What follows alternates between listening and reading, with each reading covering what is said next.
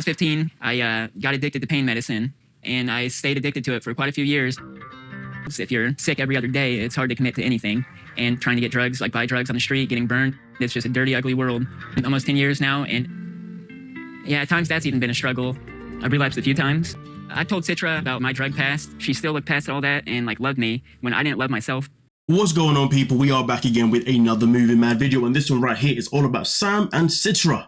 Now, as we can see straight off the bat, Sam is someone that has a history, but lucky for him, he was able to meet somebody that wanted to accept him for who he is, and most importantly, help him, moving forward, so therefore he would never relapse again, because clearly he did say that there was a point where he did relapse for a hot minute there, but now he knows that he cannot relapse whatsoever because he's literally got the biggest cheerleader he's ever had in his life, which I think is absolutely phenomenal. Now, also at the same time, to be honest with you, I like the fact that he's been very open with his addiction, because for anyone that may have an addiction right now of any kind, it's good for you to see this, so therefore maybe his story can help you, can help you from getting out of your situation that you're in now, or maybe even prevent people from going down that road, because he speaks about how hard it is to then get a job, because it's hard to commit if you're basically off your shiz because you are high on whatever it is you're high on. Do you know what I mean? So it's very nice to hear that. But despite the fact that that was a very good learning moment for the learning channel, surprise, surprise, I'm surprised to be fair that I'm learning something. There's always the twist, and the twist is that this is of course 90 Day Fiance, so of course there's always gonna be something that's gonna happen that's definitely gonna give us that unbalanced feeling of, okay, this is about to go south. And you know what? We're about to get into it. Before we are getting serious, if you want to get married with me, you need to convert to Islam. And to my family, I feel nervous and overwhelmed because if Sam doesn't take it seriously, all my family want me to go back to Indonesia because of that. Kind of silly, but like I've seen a UFO. It was some white little circle in the sky with 4 lime green lights. So all of that kind of led me to be an atheist. And then here comes the twist. The twist is the fact is she needs him to convert to Islam so he can become a Muslim, so therefore they can actually get married. But not only just convert, but he also has to take it 1000% seriously, which makes all the sense in the world. This isn't about just marriage. This is about you becoming a part of who I am and joining my culture. So I understand her point of view 100%.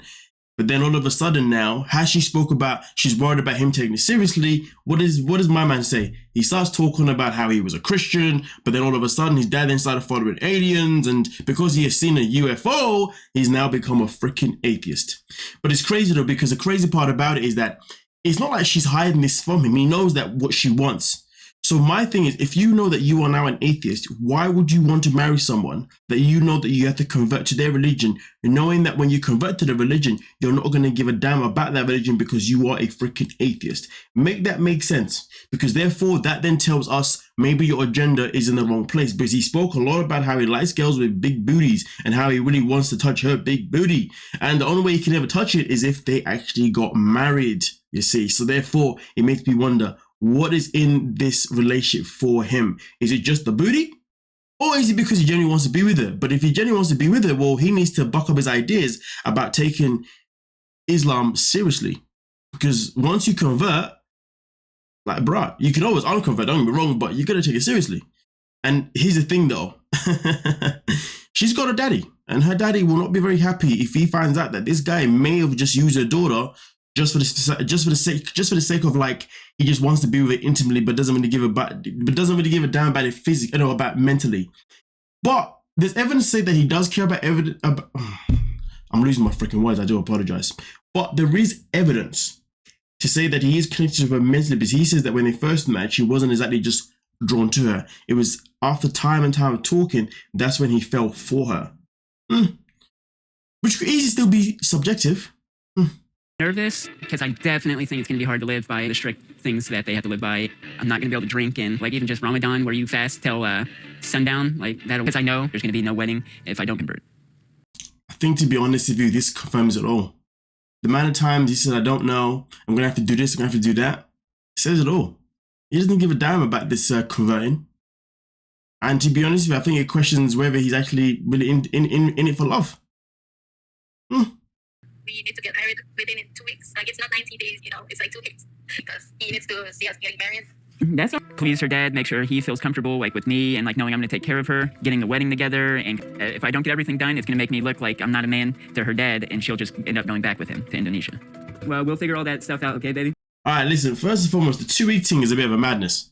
Getting married within 2 weeks is actually absolutely outrageous. But it seems to me like the whole marriage thing is something that needs to happen quickly. So therefore, her dad has reassurance that this guy is legit. And then, of course, once they get married, that's when they can definitely get intimate.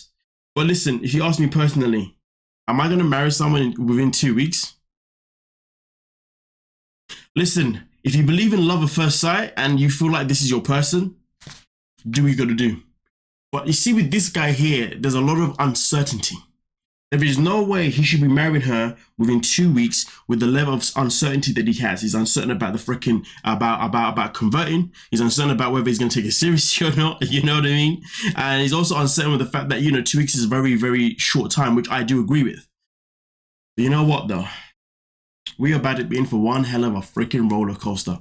And I am all for it. So to be fair, I'm looking forward to see where this relationship goes. But at the same time, though, I do want this relationship to work for him personally, because I feel like if she's a good person for him in terms of him staying sober, then honestly, this could be the best thing for him. But to be fair, though, I will say this, though.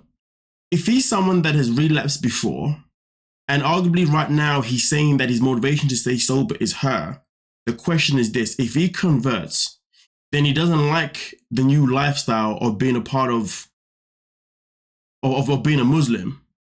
Would that then push him backwards to then want to relapse again?